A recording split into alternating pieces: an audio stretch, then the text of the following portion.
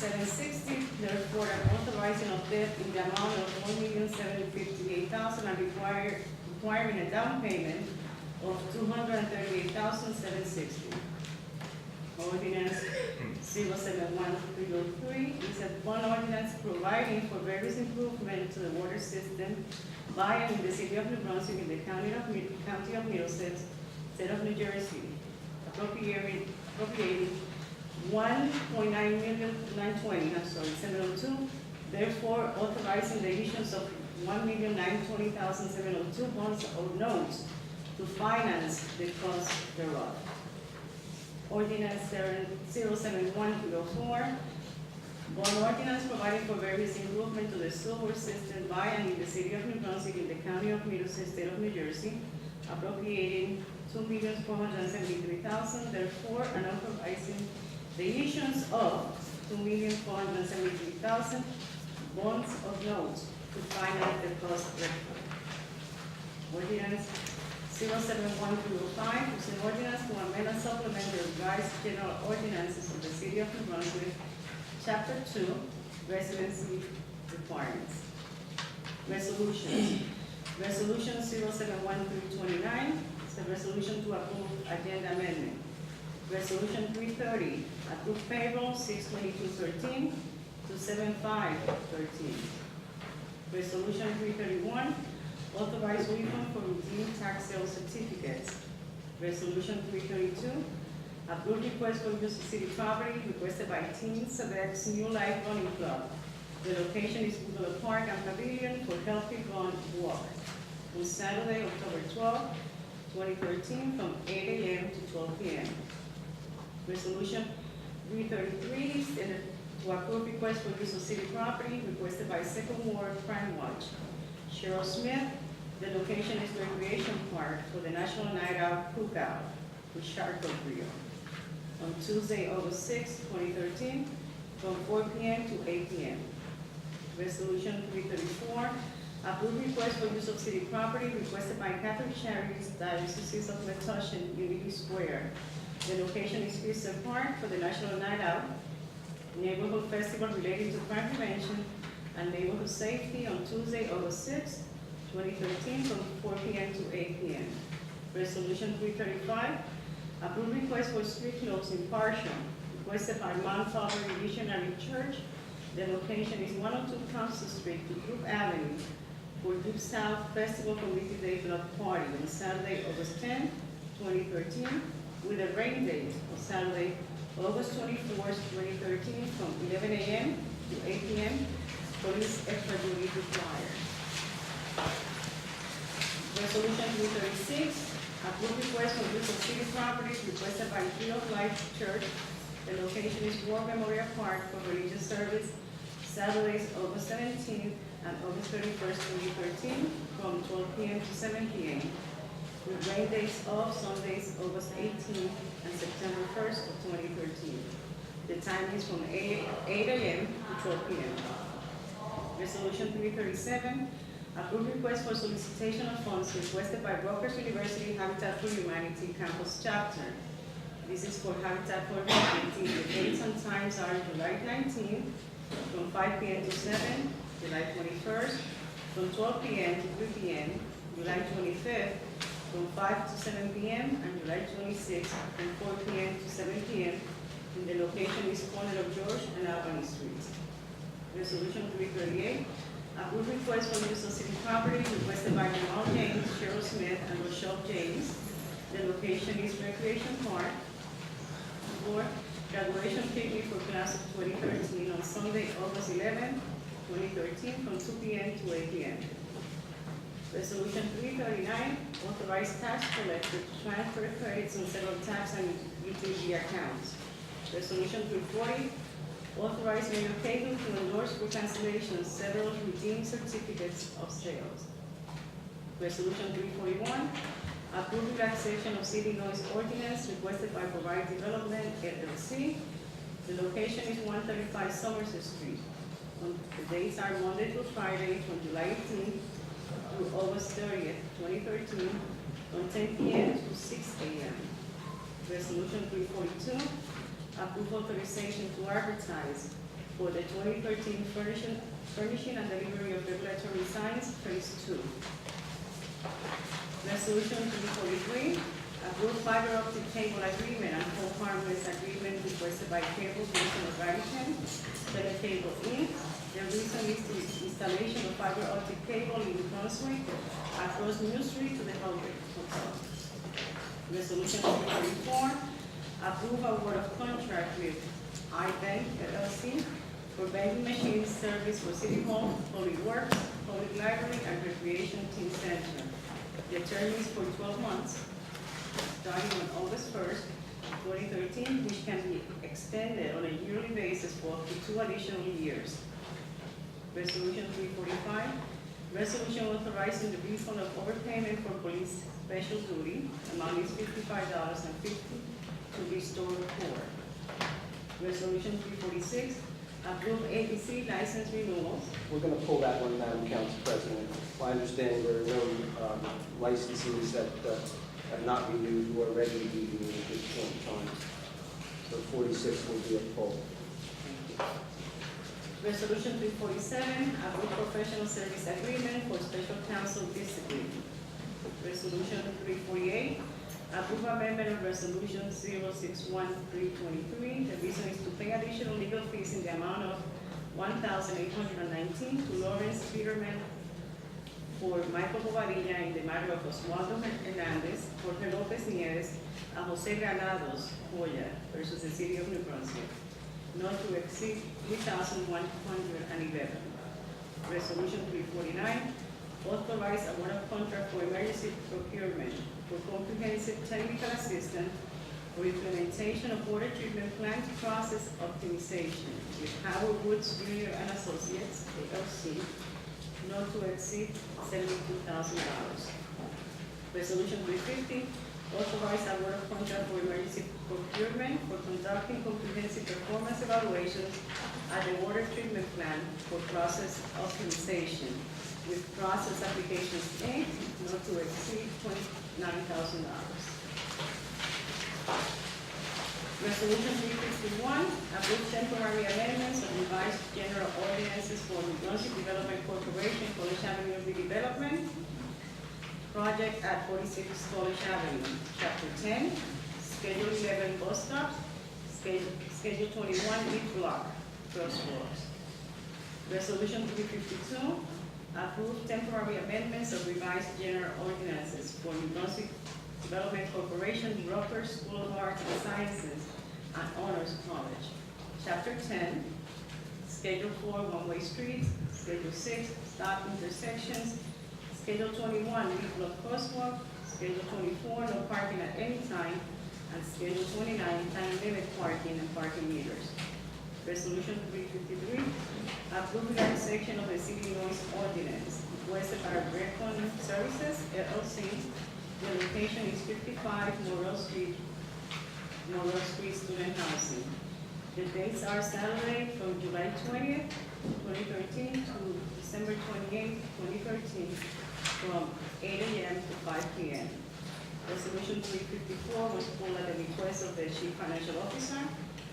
Resolution 355, approve relaxation of the city noise ordinance requested by Power Building Services. The location is 75 Byron Street, the Middlesex County Administration Building, on Saturdays, July 13, July 20th, July 27th, 2013, from 8 a.m. to 4 p.m. On Sundays, July 14th, July 21st, and July 28th, from 9 a.m. to 4 p.m. This is non-conform.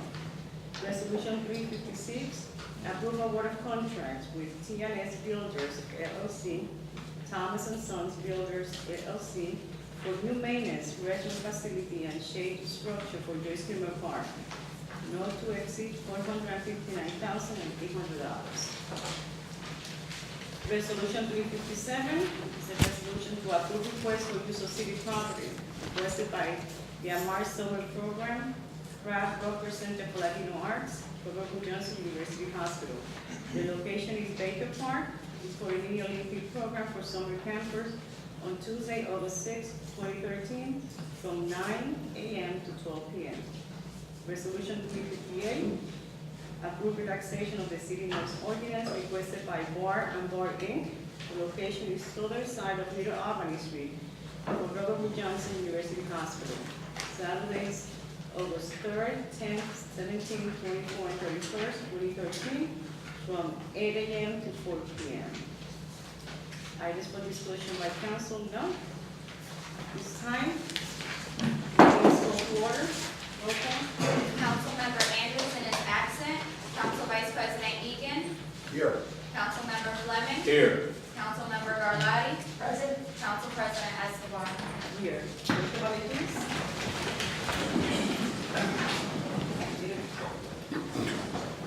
I pledge allegiance to the flag of the United States of America and to the republic for which it stands, one nation, under God, indivisible, with liberty and justice for all.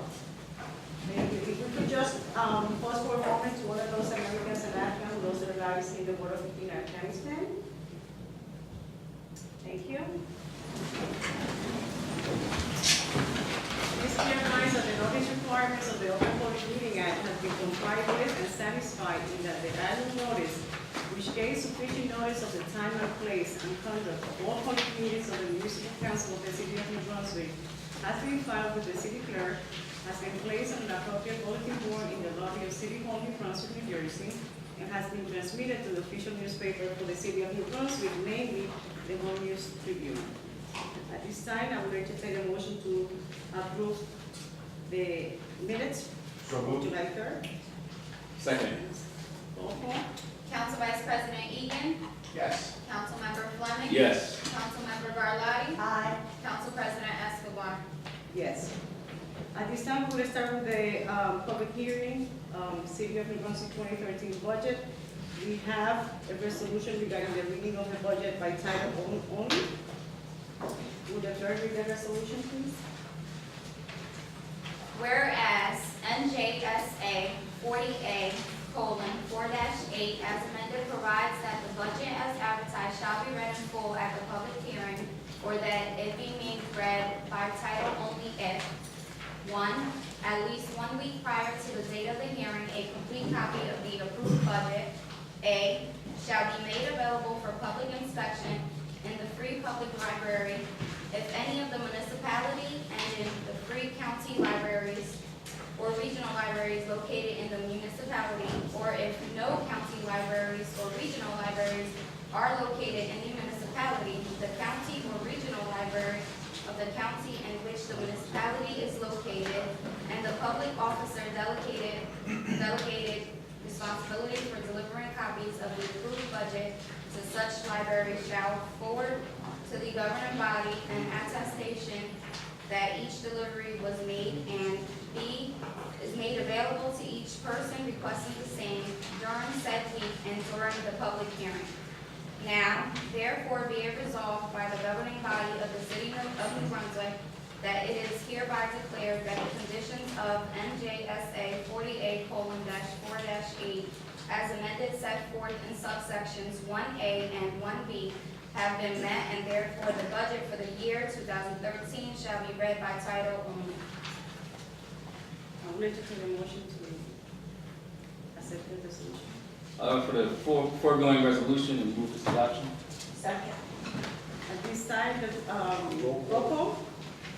Council Vice President Egan. Yes. Councilmember Fleming. Yes. Councilmember Garlotti. Council President Escobar. Yes. The resolution is adopted. At this time, we're going to have the time to, we're going to open the hearing on the budget. Motion? To, Motion to open. motion to open the meeting. Make a motion to open the meeting for budget. Second. Council Vice President Egan. Yes. Councilmember Fleming. Yes. Councilmember Garlotti. Aye. Council President Escobar. Yes.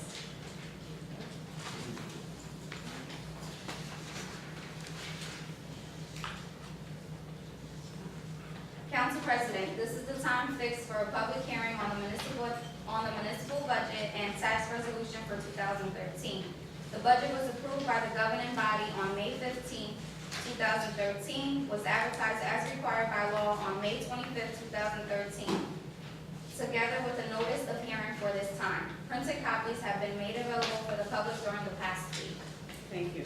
We're going to open the public hearing now, just as a reminder, those who wish to address the council, please come into the microphone, state your name and address, and I would acknowledge you, and those who wish. Mr. Brown, just come into the microphone. Just remember. Ms. Escobar, if I could just say, before we start, the hearing is on the budget that was introduced.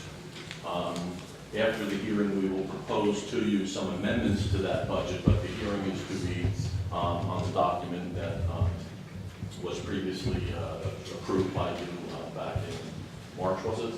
May, excuse me. But the value of that budget is $78.4 million, and again, the hearing is on that budget. Just a reminder that when you address the council, it's only on this budget. Anything else is not related at this time, so please remember that. When you address the council, it's on the budget, this specific budget, not on anything else. I'm here about the resolution. Not yet.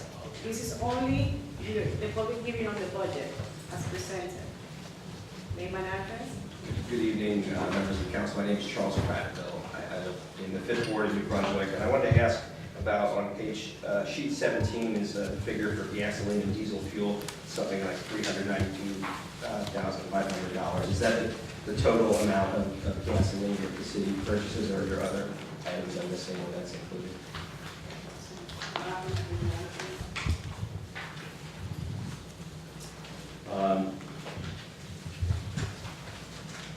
That is what we purchased for our needs, yes, for the year. That's the total. I'm not sure I heard the second part of the question. I just want to know if that was the total or if there Yes, was no, other. that's the total. Okay, well, Independent of what happened in November, this is a purely 2013 charge.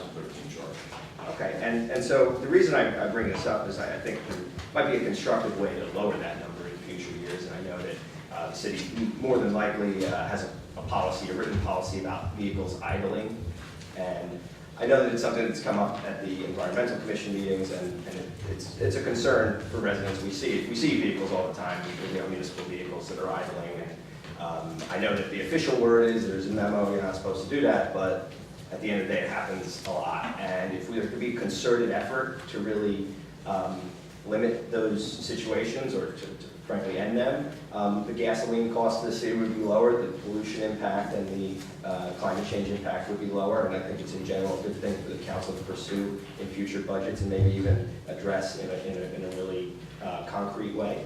And the reason I'm motivated to bring this up is just because I've seen the New Brunswick Police have the mobile precinct, and I've seen that vehicle left unattended running in front of the liquor store on French Street at 1:50 in the morning. And I don't think that that's a wise decision. I don't think that it's obvious that no one's in there. The lights are out. If somebody's in there, they're asleep. And there's nobody in the driver's seat. And I just want to know if the police department, makes that a part of their policies, or if that's something that we can address, constructively in the future, because it's really sad to see that vehicle must use a lot of gasoline. And to just have it left running unattended is also a safety concern, and it's not really doing the job that it was meant to do either. Thank you, Mr. Frank. Just remember to stick to the budget. So thank you. Thank you. Hi, yes, my name is Danielle Moore. I stay at 211 Joyce Comer Avenue. As I was coming, I heard you mention a budget for Joyce Comer Park. That was a resolution. Oh, Yes, we're going to talk about it, not at this time, but it's part of some improvements that are going to be. okay, thank you. I'll get back to you. Any other member of the public wishing to address the council on this, on the budget? Motion to close? There's a second? Council Vice President Egan. Yes. Councilmember Fleming. Yes. Councilmember Garlotti. Aye. Council President Escobar. Yes. At this time, A resolution you have a to resolution. amend the to budget. amend the budget. Can I entertain motion to? Make a motion? Second. Roll call. Council Vice President Egan. Yes. Councilmember Fleming. Fleming. Yes. Councilmember Garlotti. Council President Escobar. Yes. Anybody from the public wishes to address the council of this resolution pertaining to the amendment to the City of New Brunswick 2013 budget? Ms. Escobar, if you don't mind me just saying, the amendment changes the budget specifically in two ways. We're adding a New Jersey Clean Communities grant to the budget that previously was not included. That has a value of $54,632. And then in addition to that, the Division of Local Government Services, as they reviewed our budget, did not accept our projection for UCC fees. UCC fees are the fees that we generate from construction permits. We had assumed UCC fees in the amount of $1.1 million. They will only sign off on $890,000. So that's a $230,000 difference in revenue, which has been then replaced with some greater emphasis on surplus, general surplus, and some surplus from the water and sewer utilities. The net effect of that is that there's a very, very slight change in the levy, but no change in the tax rate as proposed. Again, we're looking at a 3.9% increase. Thank you. You're welcome. Now, we'd like to entertain a motion to adopt the resolution which As- adopts the budget as amended. As amended. Make a motion. Second. Second. Second. Roll call. Council Vice President Egan. Yes. Councilmember Fleming. Yes. Councilmember Garlotti. Council President Escobar. Yes.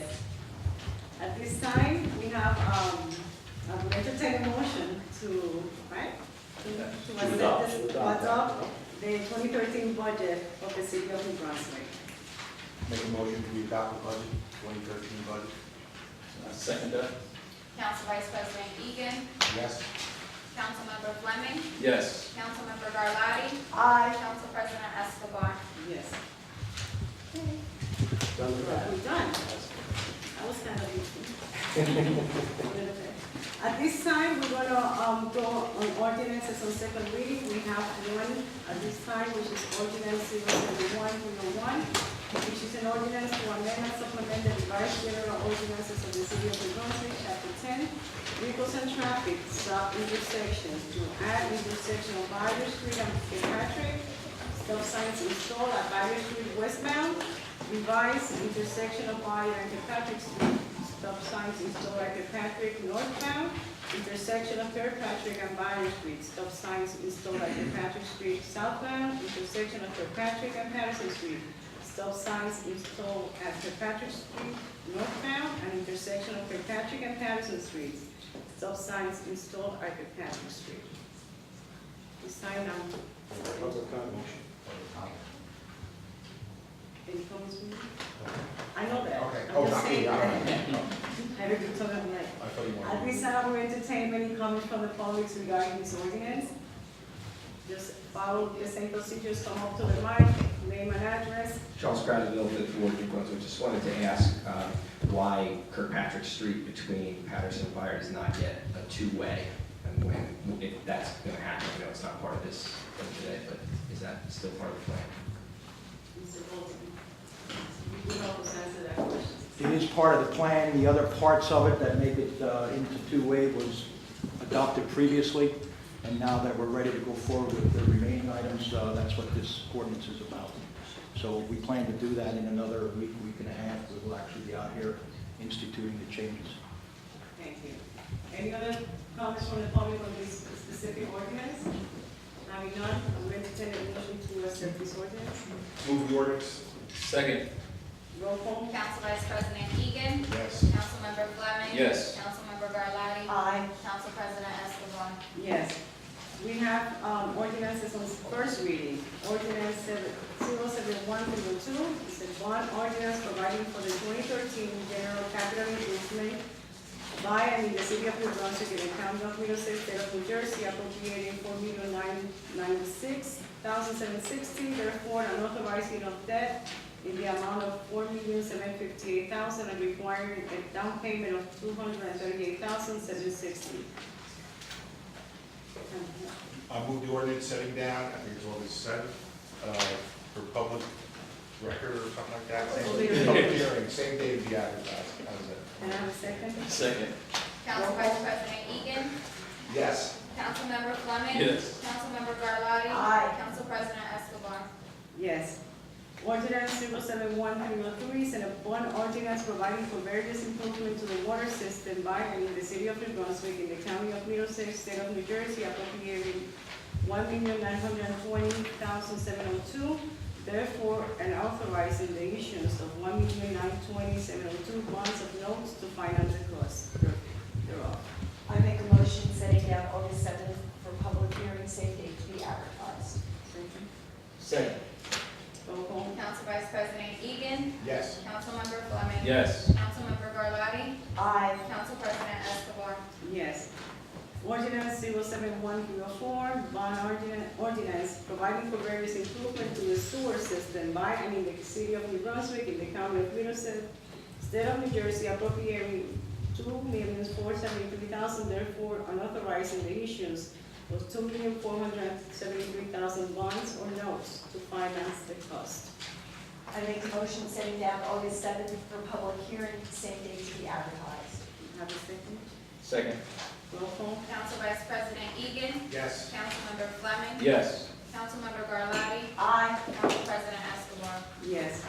Ordinance 071304 is an ordinance to amend and supplement the revised general ordinances of the city of New Brunswick, chapter 2, resident requirements. I make a motion setting down August 7th for public hearing, same date to be advertised. Can I have a second? Second. Roll call. Council Vice President Egan. Yes. Councilmember Fleming. Yes. Councilmember Garlotti. Aye. Council President Escobar. Yes. Now we have resolutions, resolution 329 to resolution 358, except resolution 354, which was pulled at the request of the chief financial officer, and resolution 346, which was pulled also as not needed at this time. So can I have a motion to, public discussion? I'm in the bill, it must be the heat, the weather. Can anybody from the public wishes to address the council with these specific resolutions? Good evening once again. Charles Granville for the board. I wanted to ask about a couple of these. Number 19 ends in 47 for special counsel discipline. Could someone explain what that is for? Madam Council President, members of council, this is a resolution simply to hire special counsel to handle disciplinary matters within the police department, which come up from time to time. Thank you. Do we know the name of the special counsel? The special counsel's name is, I believe, in the resolution. The name of T-Bolt, I believe his last name is. Arthur T-Bolt. Thank you. Yes. That's fine. And I also wanted to ask about number 13 and 4-1. Just wanted to make sure that's correct, that the time is from 10 p.m. to 6 a.m. That's the relaxation of city noise ordinance. Number right? That's their request. Apparently, they're doing some underground cable optics or something of that nature. I know Mr. Goulden probably knows more about it, but I believe that is their request to do it through the night hours. Actually, they're doing video inspections of sanitary sewers. Okay, that will- And, at night the flows are less, so we need as much water or sewage out of the pipes as we can in order to get a good view of the sewer pipes. Yes. Can somebody speak to how loud the noise is going to be? I just know this is right next door to the Ronald McDonald House and other homes that people live in. And, if the noise starts at 10 p.m. and it goes till 6 a.m., it can be really disruptive. Mr. Goldman, does this is a very noisy process? There is a truck obviously involved too that has the power source to generate, to push the camera through the pipe. So yes, there will be noise. We require them to, if there is any noise complaints that we receive, we will come out and we will shut them down immediately, and then until that is resolved, they won't come back then to do it again. So it's basically from the truck powering the camera? Camera. Thank you. Okay, well, I still seem like I'm against it, but I hope that if it is done, that it'll be done as quickly as possible and as least disruptive as possible. I don't think it's really right to wake people up. If there's any way it can be done during the day, that should be done. Well, the most important is it will be a truck eating, so you are against that. I'm also against the item in the truck. That's important to the environment, but thank you. You're welcome. Thank you. Hi, yes, my name is Danielle Moore. I live at 211 Joyce Comer Avenue. As I was coming in, I heard you speak about a resolution for Joyce Comer Park as item number 28. What will you be doing at Joyce Comer Park? If you want to ask Mr. Harvey. We will be completing the improvements up there that we've already started. We'll be removing the building structure and constructing a brand-new building with restrooms and shade area. It's much like that design there in the back corner, if you get a chance to look at it after the meeting. I thought about 2 months ago, you said that you'll be starting that in June. This is just moving. So maybe there was some delays, but we are proving it now. So at least it's starting, but it's going in, and there's going to be a lot of it. It's starting now? No, it's going to start now. That's what we needed to approve the resolution. And that's not the only improvement that it will be happening there. There's going to be a lot of good improvement in the Joyce Comer Park area. So I'm really happy that we are getting this done. Oh, well, okay, I don't know if I can ask this question now or come back up later. So if you're gonna start doing the work with Joyce Comer Park, what are you gonna do with PlaySafe? PlaySafe ends in August 9th. So, yes, what will you be Dave doing? Blevins. Mr. Blevins, do we have, PlaySafe ends August 9th. You have a PlaySafe in Joyce Comer Park. Yes, we currently have approximately 50 children participating at that location. We would need to make some accommodation if they begin construction.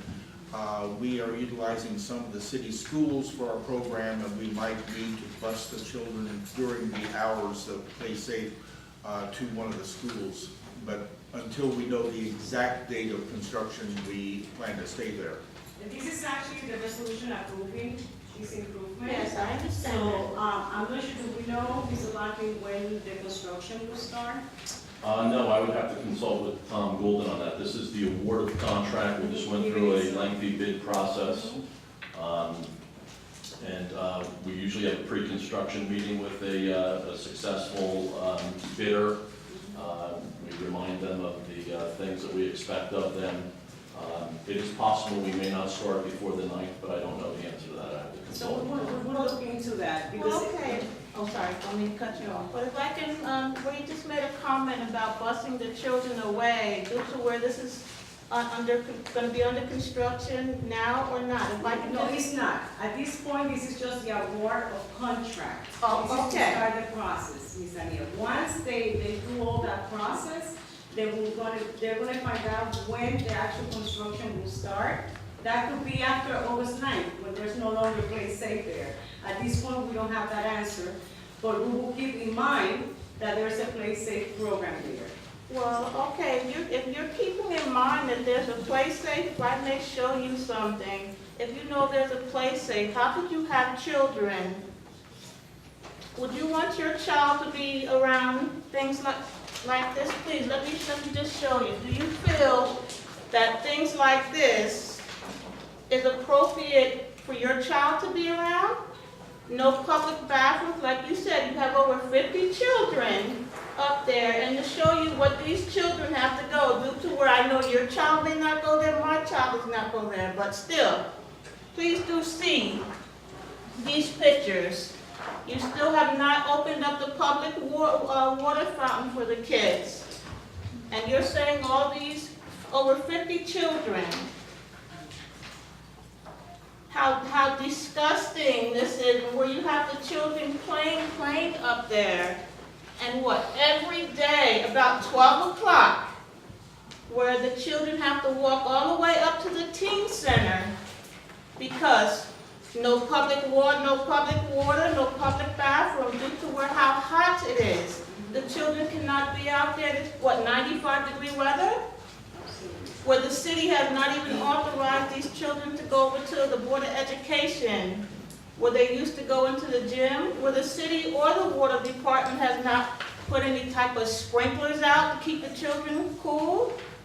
So please, yes, instead of you really waiting for the contract, I think you also ought to think about doing something now for the children.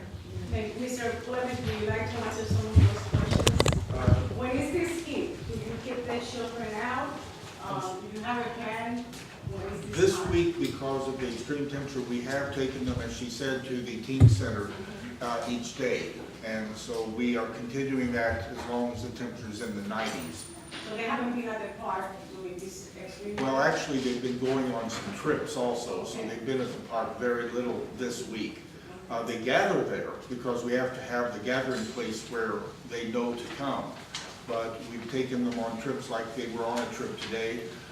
Small groups of children that did not go on the trip have been at the teen center, so. And in terms of the water, when they are at the park, and we're saying for them, that's one of the things in Industrial Park, but when there's a need for water for the kids to drink water or anything, what is your? We have the 5-gallon water coolers that we put ice in and water in it. So, and we have the plastic cups for the children, so there has never been a lack of fresh water for the children. How about, if there's any way that, because the bathroom seems to be, I don't know when the pictures were taken. Oh, they were taken today. I just want to know, if it's part of the children when they're there, does your staff keep up with the bathroom or calling, members of, the maintenance of the park to let them know that this situation, because that's not a good situation. Actually, we were talking with the Arts Department yesterday about that situation, and I did not know that they had not corrected it today, because the children at Joyce Gilmore were not at the park today. They had gone on a trip, as I said. So thank you, because I know there is some valid points to what she said. Thank you, Ms. Ariel. And excuse me, that is not where the kids did not go on the trip to, excuse me, I'm sorry. Thank you. The Close to the mic so we will hear you. The kids did not go on a trip today. That's where the kids left the park, where they're still there from 10 o'clock in the morning to every day until 12:30. Well, whether the kids go on a trip or not, due to where it's extremely hot, the kids have been, which I showed you the pictures. If you please would all look where you see the kids walking up, having to walk to the teen center every day carrying their water, where, okay, if they're going on a trip, then I believe you should have buses, but you're making it worse for the children, having them walk in the heat.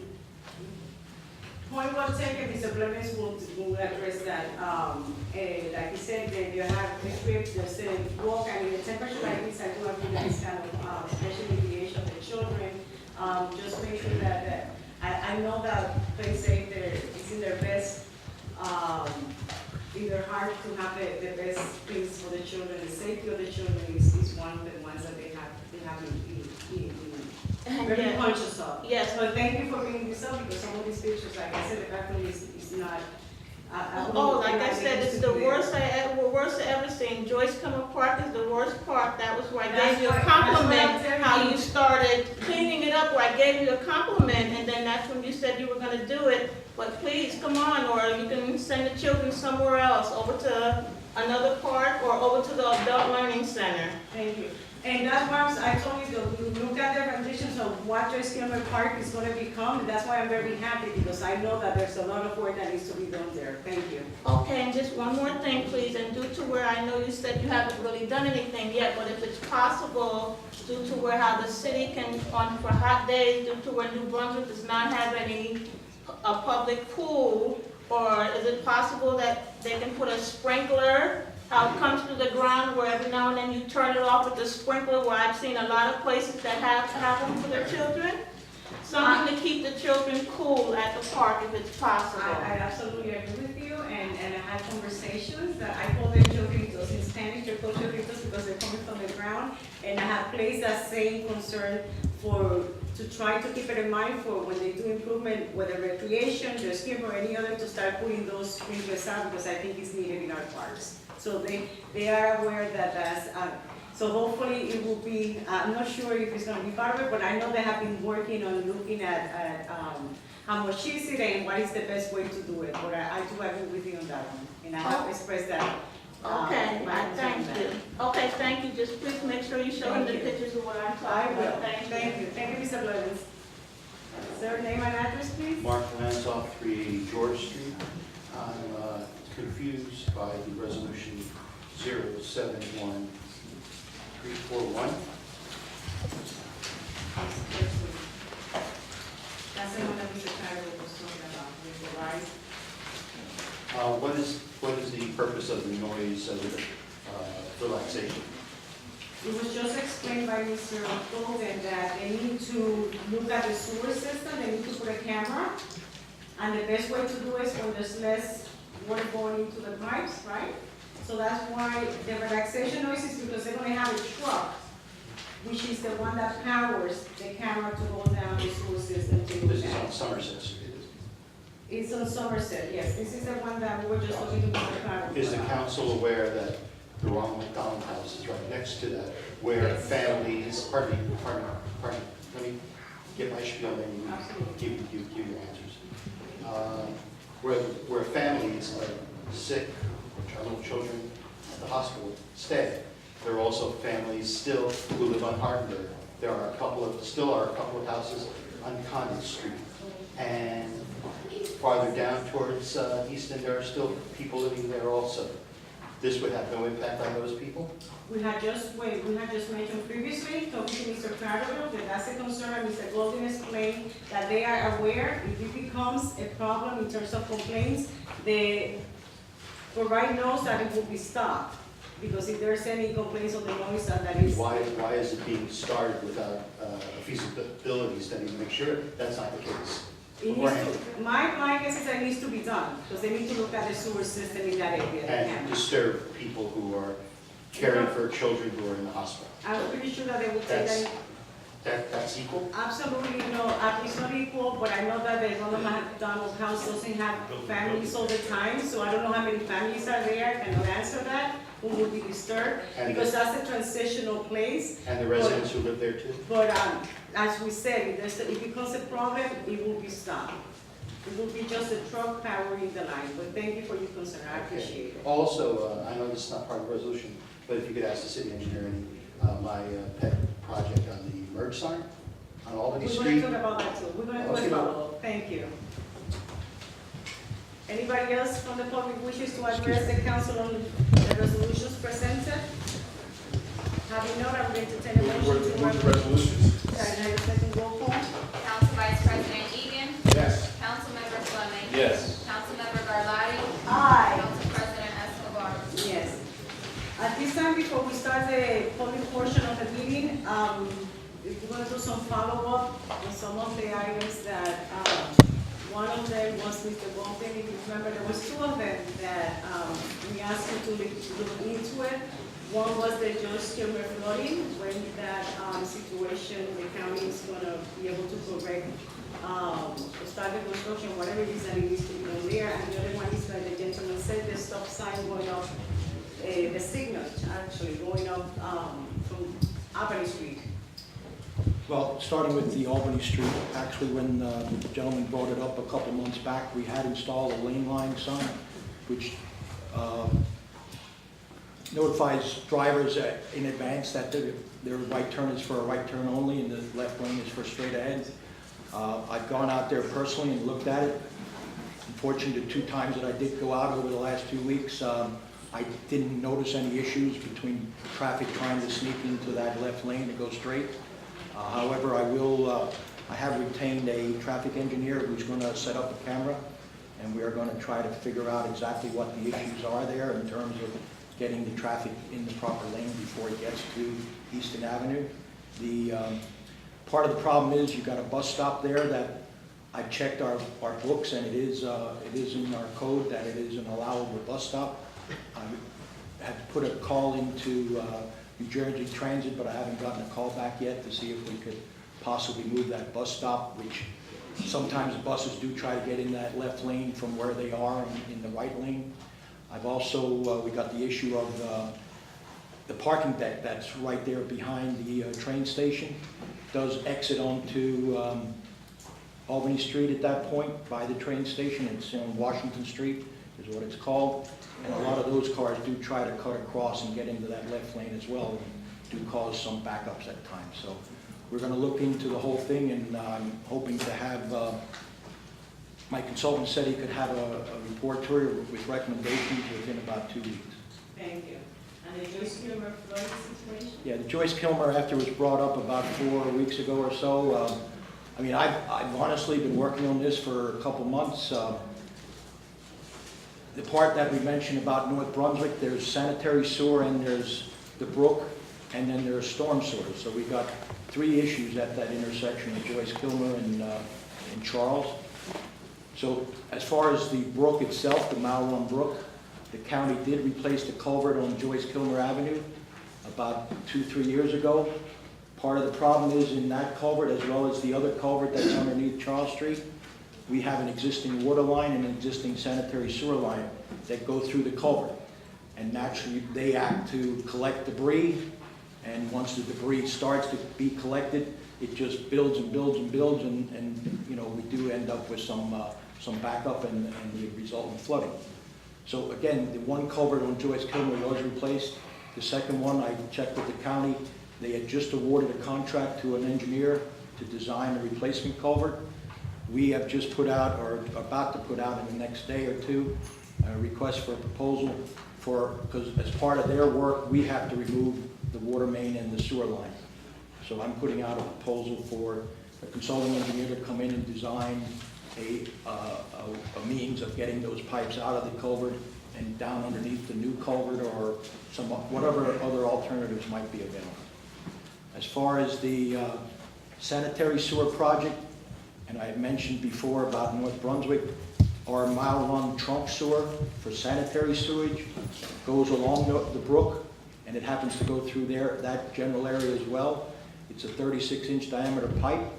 It starts up by George's Road, right near our municipal boundary with North Brunswick.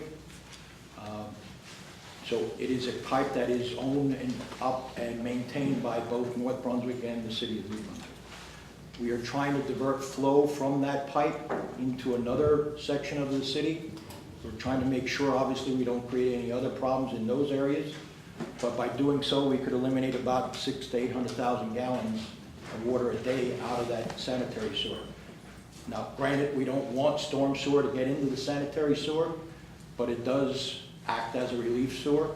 And when the floods come, when we do get the heavy rains, the water does get into the sanitary sewer as well, and it starts to surcharge out of the manholes.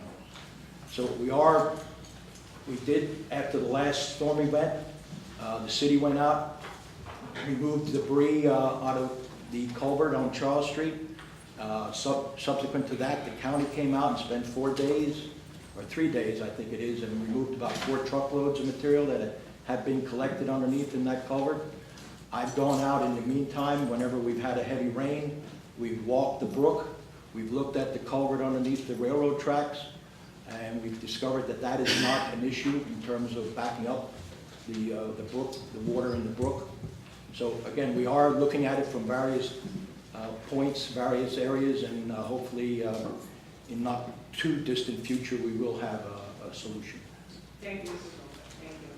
At this time, the floor is open to the public who wishes to address the council. When you wish to come to the mic, just state your name, address, and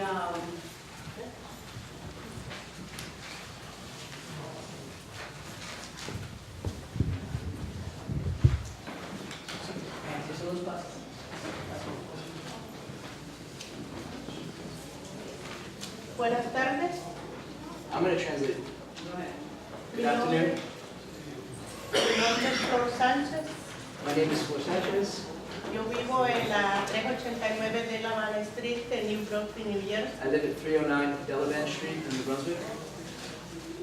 La razón que estoy aquí es por lo del robo de salario, que trabajamos overtime, no nos pagan, trabajamos los 7 días, no nos pagan vacaciones. Anteriormente yo trabajé en una compañía que se I'm here, llama... I'm here because of a wage theft, and it's a problem in our community. Wage theft in terms of not being paid time and a half for overtime, or not being paid for your all of your hours of work, Including vacation time. including vacation time. Yeah, that's yeah. See, I will translate for you. Bueno, anteriormente, yo soy miembro de New Labor. I'm a member of New Labor.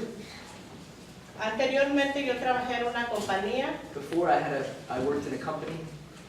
que se llama Latin Brothers. It's called Latin Brothers. Trabajé por 12 años I worked there for 12 years.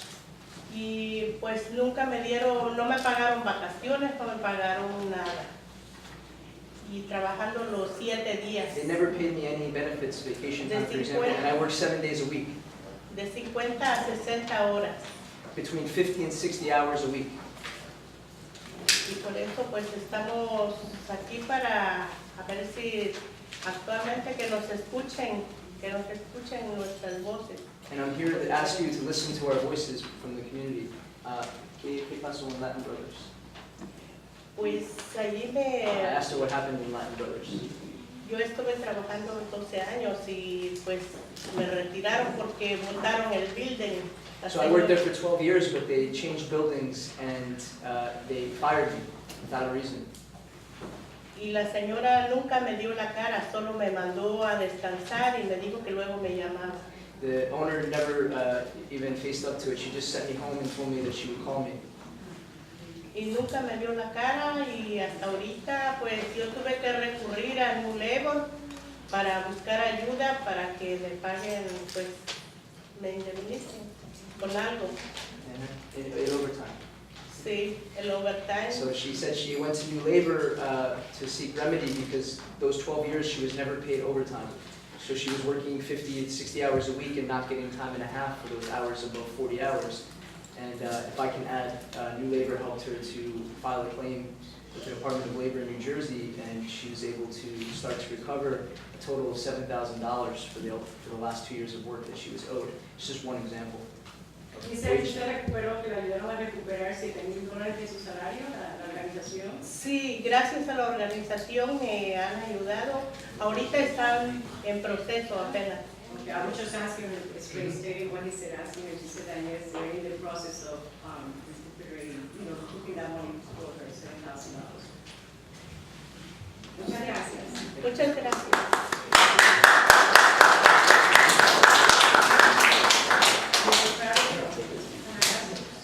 Sure.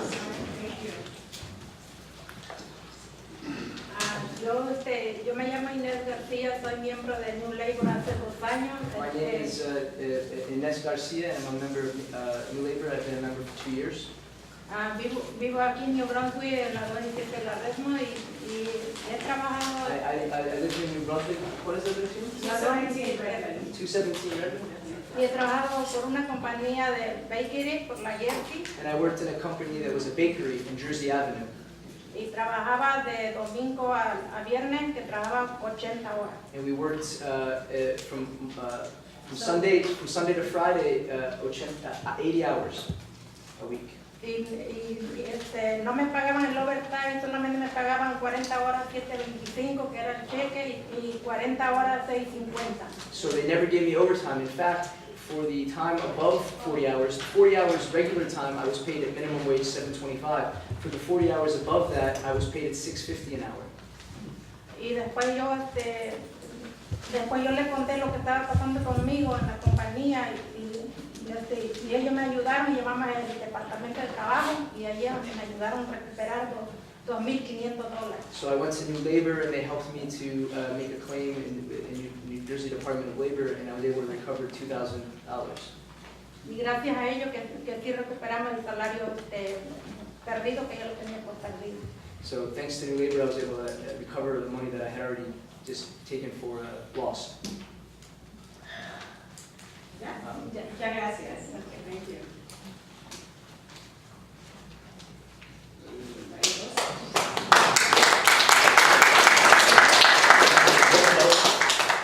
Mi nombre es José Santillana, soy miembro de New Labor. My name is Jose Santillana, I'm a member of New Labor, Yo vivo en la 45 Georgia Road, New Brunswick. and I live at 46 Georges Road, New Brunswick, Estoy aquí representando a los miembros de New Labor and I'm here representing the members of New Labor. y estoy aquí para hacer el anuncio de que juntos estamos tomando acción sobre el robo de salario And I'm here to make the announcement that together we're taking action against wage theft. y juntos hemos recuperado $183,000 en año y medio. And over the last year, over the last year and a half, New Labor has helped to recover over $183,000 in unpaid wages. El robo de salario está afectando a los trabajadores de bajos recursos y a las familias que dependen de ellos. And wage theft is affecting low-wage workers and the families that depend on them. Y estamos aquí para tomar acción y estamos tomando acción nosotros y estamos haciendo saber al Consejo sobre el problema que existe en Brunswick. So we're here taking action, and we're here also to let the City Council know that this problem exists in New Brunswick. Y así como estamos tomando acción, estamos también viendo los problemas que existen de quién está beneficiándose de eso. De eso está beneficiando. Excuse me, there's a conversation here and we need to listen to him. Thank you. De eso se está beneficiando el sector de landscaping, restaurantes, limpieza y lo que es agencias de warehouse. So companies that are benefiting from this wage theft are, for example, landscaping, restaurants, cleaning agencies, and temporary staffing agencies that exist here in New Brunswick. Y así como nosotros, los miembros de New Labor y New Labor estamos tomando acción, estamos viniendo aquí a hacerlo saber al Consejo, a ver si ellos pueden ayudarnos también a tomar acción. So we're taking action, and we're here to ask the City Council to also take action with us to stop wage theft. A ponerle fin a este tipo de situaciones que nos están afectando a la ciudad de New Brunswick. And to put an end to this situation that's affecting the city of New Brunswick. Aquí tenemos un informe que hemos realizado junto a United Square. No sé si lo podemos ver. Un informe que hemos realizado junto a United Square. Yeah. We're here to deliver also a report that we conducted in collaboration with Unity Square. If you're familiar with Unity Square, the Community Revitalization Project. Me gustaría presentarlo al Consejo. And I'd like to present it to the City Council.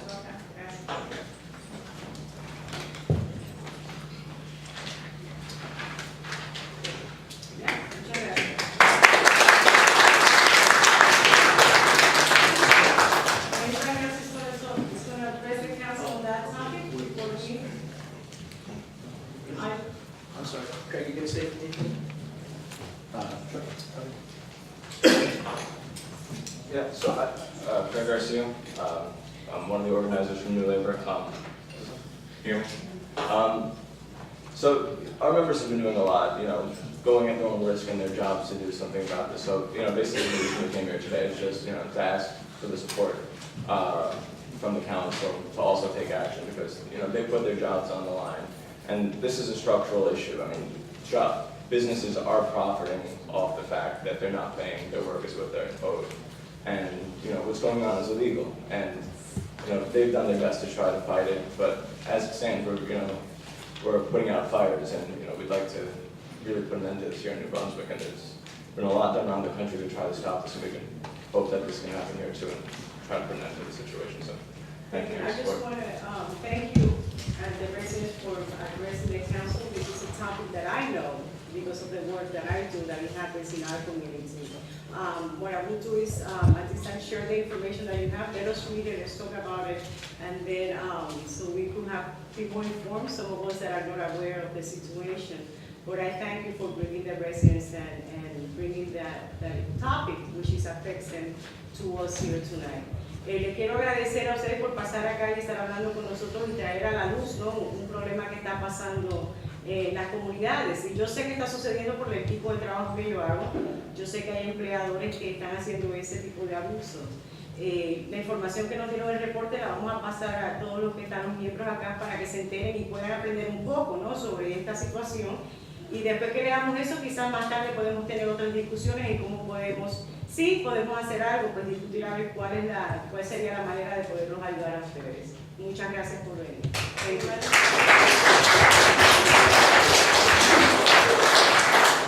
Anybody else from the public wishes to address the council? Name and address, please. Good afternoon, my name is Johnny Manuel, 50 Comstock Street. I'm here because the resolution for Mount Calvary Baptist Church. My son died 1 month ago today, and he had a seizure in his sleep, and it's unfortunate. It hurt me so bad. It hurt me so bad, but I had to be today because the pastor of that church, I thought I had insurance, and I didn't. She came to my aid and treated me like I was a member, and I wasn't even a member. And not only that, the police officer that lived down the street from me came and helped me, so I want to show my support. And I know people talk bad about the police department, the church, but what this pastor is trying to do is a great thing, and I just want to say thank you for approving this resolution that she put in.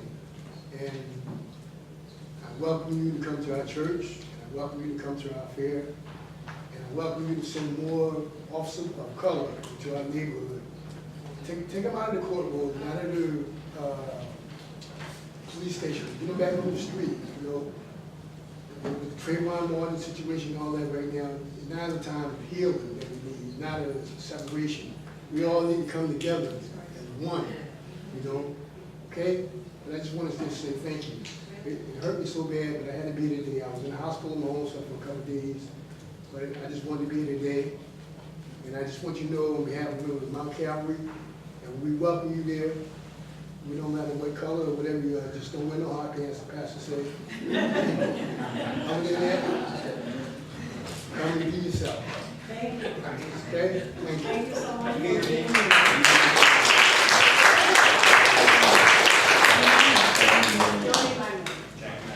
Thank you, sir. Yes, ma'am. Hi, my name is Pastor Brendan. I'm the one that said don't wear hot pants. From Mount Calvary Missionary Church, 150 Troop Avenue. Again, thank you for listening to us and for helping us. A lot of you did individually when Brother Manuel's son passed away unexpectedly in his sleep. But I'm here today also because right in front of our church, I need to kind of make us aware there's a big garbage can was put there from the street. It's right as we walk out of our church door. The can is right there in the middle of the sidewalk, and the whole neighborhood looked like dumped all their personal soil garbage right there. And so we just want to know if we can address that and maybe get that can moved, because when we come for service and midweek service, it's always full. And a lot of them, because I was sitting out yesterday just watching, a lot of them come, they don't put it in the can, they just throw it down by the can and keep it moving. And we don't say anything because, you know, anyway. So we want to know if we can address that. Also, on the side of the building, on the side of our church, it's Comstock Street. If you ride through there, there's graffiti on our church, on the buildings, because they just put it there. Every time they put it there, we called the police several times, and they suggested to us to, you know, make ourselves more visible on the property more often. They go in the back of our property, and because we have a breezeway there, they utilize that well. It's gang activity, it's prostitution, and it's drugs. And right across the street, it's an empty building. And yesterday again, I was sitting there in front of my building in my car, and the traffic was just, I mean, it was like I wasn't sitting there. What can we do? What to just kind of move that along? We want to clean it up. And that's one of the main reasons we're doing this block party, because we want to let everybody know that we are not there to run them out of the community, but, you know, make the community better for all of us to live in, because we don't plan to go anywhere.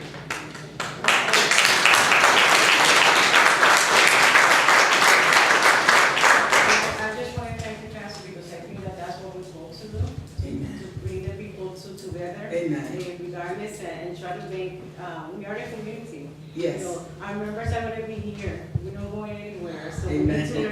play together and have been good neighbors. And sometimes it takes a little bit more. I think that churches have a big role in helping us. Yes. To bring the community together, so I wish you a lot of success, and I really thank you for doing that. In terms of the garbage can, and we're gonna see what we can do. I don't know if there's anything, Mr. Lockley, that we can do. It's a city, I know that's very, I'm sure the garbage can be repositioned rather easily. I'll have someone from Public Works look at it tomorrow. to go and see. And also in terms of when is it that you see the most activity in that area? Have you called the police? I know you said that you have called for the graffiti, but when you see the activity going on in terms of drugs and prostitution and so forth, have you advised the police department on that? Yes, and my neighbor, the church's neighbor right next door, she calls me every time, because they use our parking lot a lot, because it's not gated. And she'll call me every time they go there, and we'll ride through there, and we'll just call the police. But of course, when they see us ride through, by the time the police get through, they're gone. So, I don't. We'll make sure, like anything else, keep on calling. Keep on Will calling do. out any of the police. Amen. Thank you. Thank you.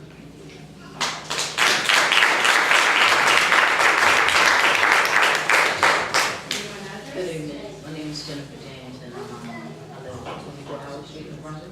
And my concern is the city of New Brunswick as far as the school systems and like issues, the gyms.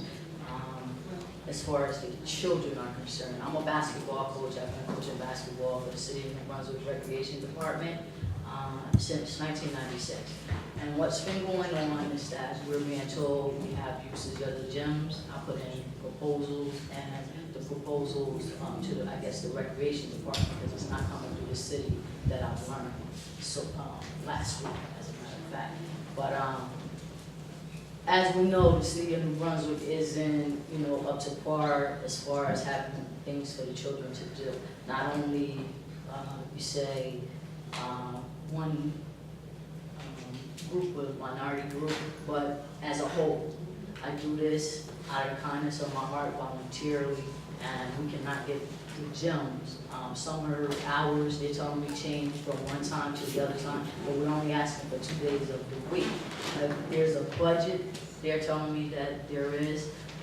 How come that can't be put in for 2 days out of the week? I'm asking from the time from 6 to 9. They cut my hours to 6 to 7:30. I wasn't even told about it until I got to the gym. Okay, and it just seems to be an ongoing problem.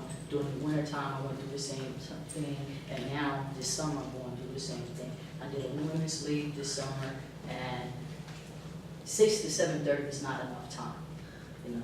I'm like looking at it like we have all of these schools, and we can't get 2 days out of the week to do something positive for these children or for the young women around the city. It's not like that we're asking for a whole lot. The youth, they're out here on the streets selling drugs, getting into all kinds of trouble. And my thing is this what the city is looking for when you have people that's out here volunteering to work for you? Well, I know that you're the one that means, because I see you playing basketball, because I do the Zumba class next door. So Yes, I know that I'm you're one. there. We don't have nothing to do with the Board of Education, because Right. that's their own entity, and Right. they're much more group. I know that there is some challenges sometimes because you have to pay overtime. Right. And that's not the budget, it would be nice to say that the budgets keep going up, but you know that they keep going down, so Right. Anybody, just the Board of Education, or even us as the council, as the city, we need to maximize the little resources that we have. Okay. And I know that we have the same situation because our class was moved Right. summer hours Okay. from 6:30 to 7:30 because of the Right. same reason. So I do understand, but again, I don't know how much can we do when there is, I know for a fact that there is a budget crisis that we need to,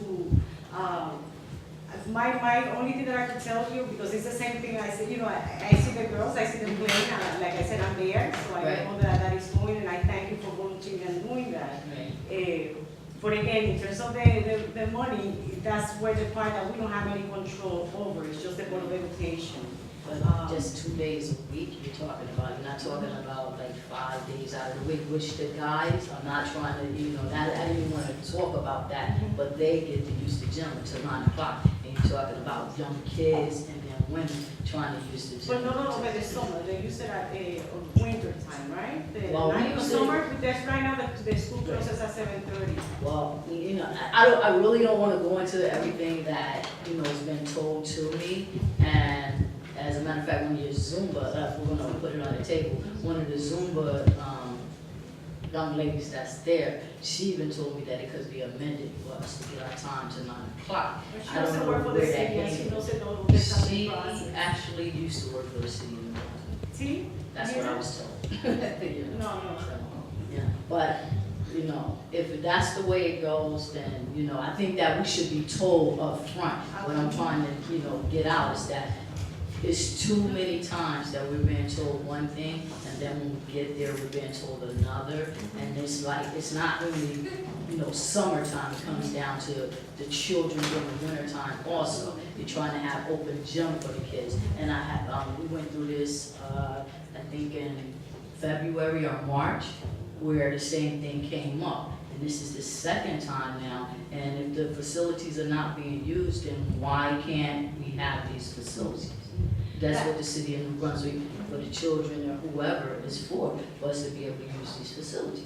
Absolutely, and I agree, but again, you know, in terms of the money, it's just that, because you know how much you have to pay the person that works there at night? So if they're there till 9 already, They have to work, the overtime is really, and that takes the budget away from anything else that is needed, but, keep in mind, keep, you know, again, keep doing what you're doing, thank you for doing that, I thank you for volunteering, again, those decisions we have no control over, it's the Board of Education, but, I think that you should continue, and hopefully there will be a way that there is money to extend it. I don't know, because again, I don't have the control of that, and I don't know what the budget for the Board of Education is. Okay. But again, thank you for volunteering and doing that. Okay, all right.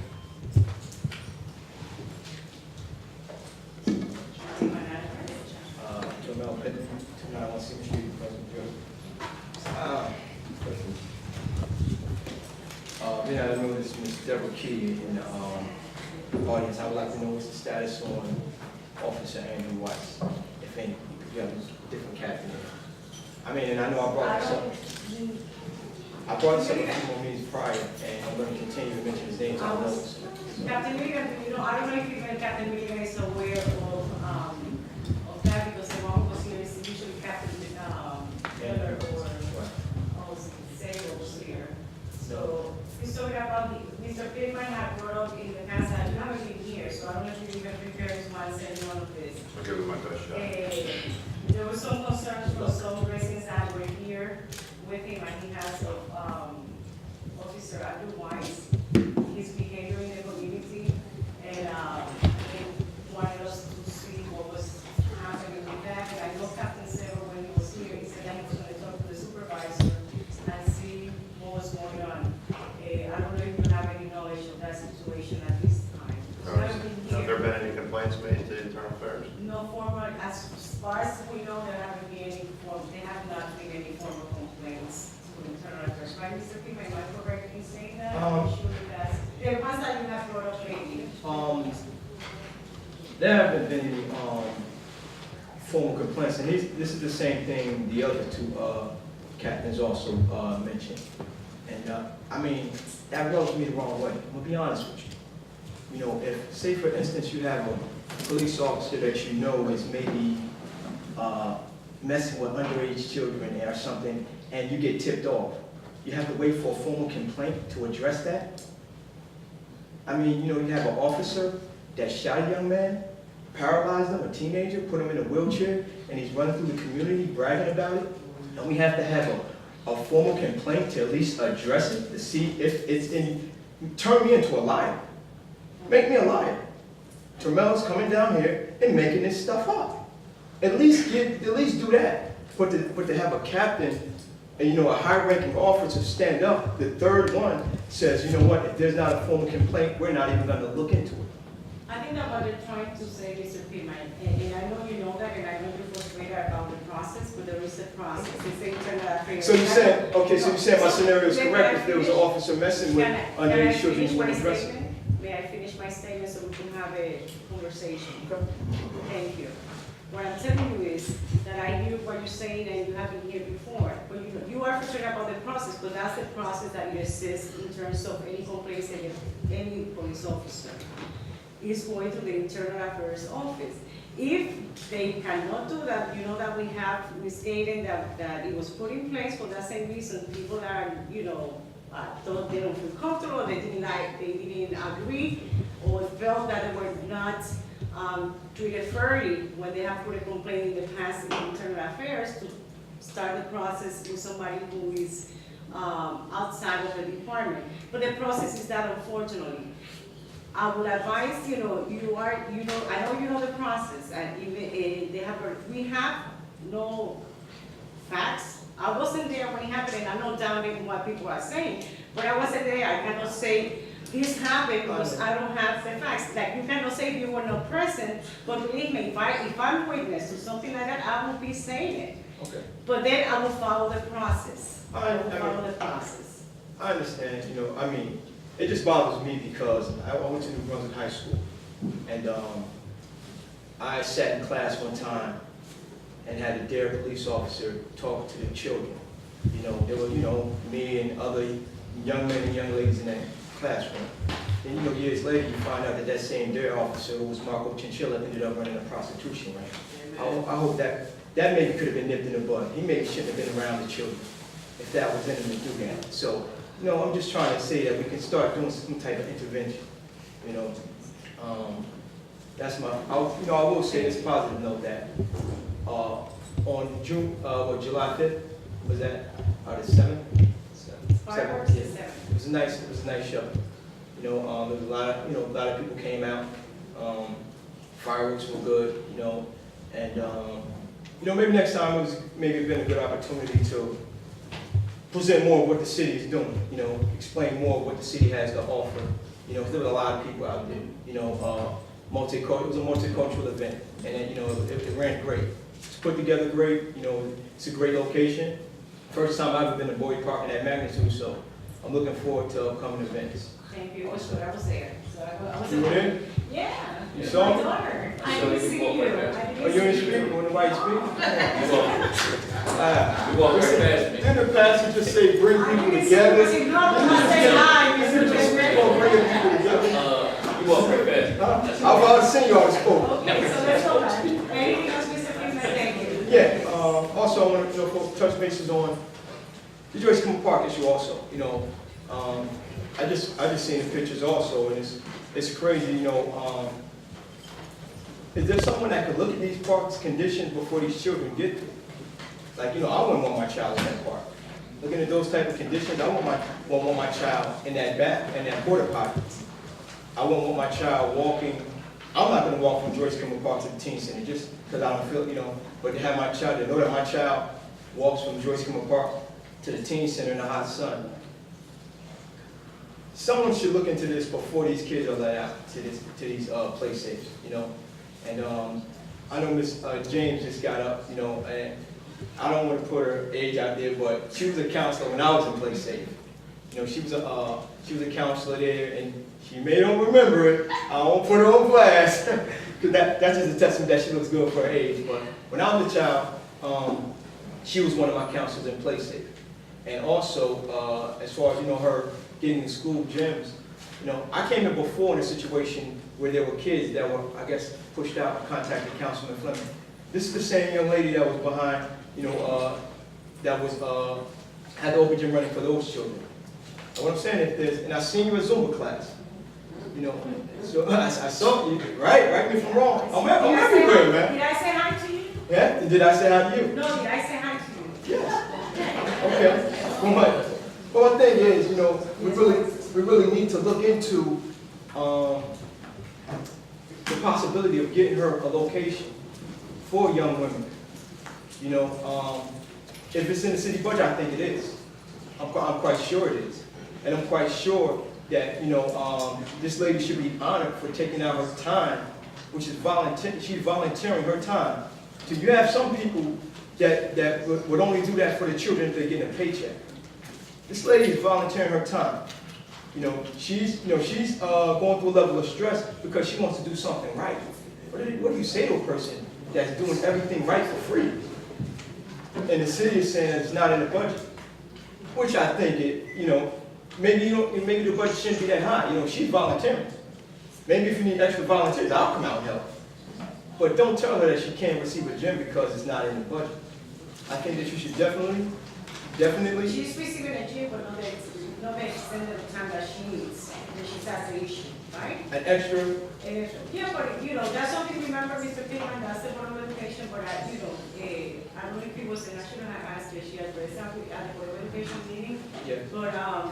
But again, I know that without knowing the budget or being just the reality of what it is, we have less money, we have to do more with less money. But summer hours will change, and I did acknowledge because I think it's great that she's doing that. I think it's, somebody who's doing time, I think it's something that is great to see. We need more things like that.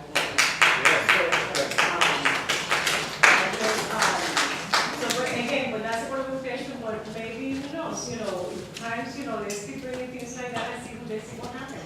Yeah, well, I know, we need to keep, but you don't want to discourage the people that are already doing it, because then again, the people like, I'm not going to go through what Coach James went through because the city's not trying to hit it. And I'm quite sure, I hope that's not the case. Board of Education. No, the Board of Education sitting here. They said it was a city's issue. When I was dealing with the other situation, the Board of Education, I went there first and they sent me here. So she is at the right place. She's at the right place. You guys need to work that out. You guys need to work that out because she's definitely at the right place. Also, I want to say just this everyone is aware of the Trayvon Martin situation and what took place. It was devastating. Some may say, person had their day in court, and some people may say that still wasn't justice. That's your opinion. That's the person's opinion. But I do know that there is devastation in the community. People it's like a black cloud in the community, and me noticing that, I'm always the troublemaker, I'm always the person that just coming up and say, you can hear the huffing and puffing in the background by the local puppets that people don't agree with me. But I did take the initiative to conduct a demonstration. On Sunday, spare the moment after the verdict, about 50, 60 people. We demonstrated, everybody expressed their feeling. It was a beautiful situation. It was a beautiful situation, and a lot of people got a lot out of it, Where did you tell me? I did it where Barry Loach was killed, on the corner of Troop Avenue and Handy Street. And, it was a few hours. I would invite you guys, but it was just spare the moment, But there's going to be an event on August the 24th where, people are going to be taking charter from wherever their location is to D.C., to Washington, D.C. Every city is teaming up for it, You got, co-activist friends that are calling me out of Newark. They're chartering buses. You got people out of Patterson, people out of all over. And I think New Brunswick should be a part of that. For the people that don't agree with, that do agree that George Zimmerman got justice, you can stay in New Brunswick. But for the people that feel some type of way, I think this would be an excellent trip for them to be a part of. And I think the city of New Brunswick, as far as budget-wise, I think they should look into sponsoring some charter buses for the individuals that would like to go to D.C. Because this is a community, it's not a white thing, it's not a black thing, it's not a Latino thing. A lot of people are devastated by this verdict. And I think that the city of New Brunswick should assist the community in going to Washington, D.C. to get something out of it. To get something out of it, to just get out of New Brunswick. Because I know, I'm quite sure you guys are aware, there was a murder that just took place, Saturday? On Talmud Street? Murder just took place on Talmud Street. Another one of our brothers was killed in violence. And the last time there was a hike in violence, the response was hire more police officers. So you spent one point, how much time on a new officer? 7 officers, was it? Right here.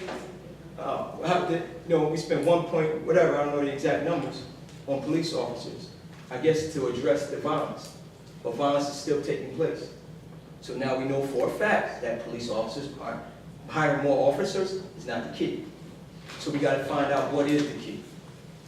What is going to stop these young people from pulling a gun out and shooting each other?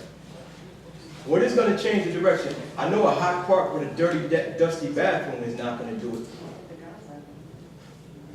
So we gotta figure out what is the key for these young men that are killing, young men and women that are killing each other. You know, and we definitely need to address that, because if I didn't bring this young man up, maybe nobody wouldn't even say anything about it. If I didn't mention this young man that got killed on Town Street, no one probably would have addressed it. No, we talked about everything else, but somebody left our community Saturday, and will never return. I don't know if his parents are here. But if troublemaker Tormel Pittman didn't come and mention his name, no one would have said anything. You would just look left at him and said, close and close, and everybody would have got out of here. But we lost a young man. And so, you know, these are issues that I'm concerned about. These are issues that I'm going to stick to. These are issues that I'm not going to let you guys just slide away. You know, so if that young man was part of a basketball program or something that somebody was volunteering to do, then the city would say that we don't have the money for it. So let's start addressing serious concerns, and let's make sure that we keep, you know, a close eye to what's going on in the community. Thank you.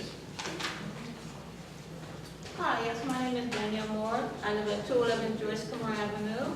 I'd like to start off by saying I thank our engineer here for looking into see what the problem was for the flooding with Joyce Comer Avenue. I will thank him for that. I'm also here to ask you, is it possible the city can give an order to the water department or the fire department to put on sprinklers on the fire hydrants like they used to in the old days, due to where New Brunswick has no sprinklers, no pool or anything to keep cool? So is that a possibility? Because they used to do it. I would be very much opposed to the idea of opening up hydrants for many reasons, public safety being one of them. But there is nothing wrong with the idea of sprinklers that are controlled and managed by the YSS staff being in our parks. I have no objection to that. I would highly recommend against allowing hydrants to be open. So can we look into that to see? Sure, there's 3 or 4 department heads here tonight who touch that program in many ways, and I think they hear what you have to say. Wow, believe me, we know Trenton is cheap, but wow, how Trenton has over 3 swimming pools for their area, we have nothing. Okay. Thank you. Okay, thank you. And my next thing, that's with the police department. Once again, I have nothing with the police department, but I'm like asking Captain Miller. Ask me this and Okay, first. is it possible we can have a road check on Joyce Comer Avenue? They have done that in the past, and with Captain Milligan, we had asked in the past to see, there was a speeding issue on Joyce Comer Avenue for some time, and I know that the police was on it. They were patrolling and they were going to monitor the speed of what's going on Joyce Comer Avenue. Do you have any update on that? Every day, Livingston Avenue and Joyce Comer Avenue, somebody from traffic will spend 2 hours or so at different points in the day. So we just wanted to. That's ongoing. Well, when I mean road check, I'm talking about the same thing they had similar to when we had the meeting with the mayor, or is that the only reason why they were doing the road check, because the mayor was there? What are you talking about? That was maybe about 2 weeks ago when you had the initial for Red Shaw School and Comstock. That was the announcement of Red Shaw School. Yes, which I was surprised to see the mayor there. Normally I don't comment on the mayor, but wow, for him to show up and they all do this, wow, what, because election is coming up or something? But this is a picture to show you where when I mean road check, that was where. Can you show it to us? When I mean road check, that's where how they had about 5 officers. You have one standing in, just like Holland Park does, where you have one standing in the street. When you order that one, pull over.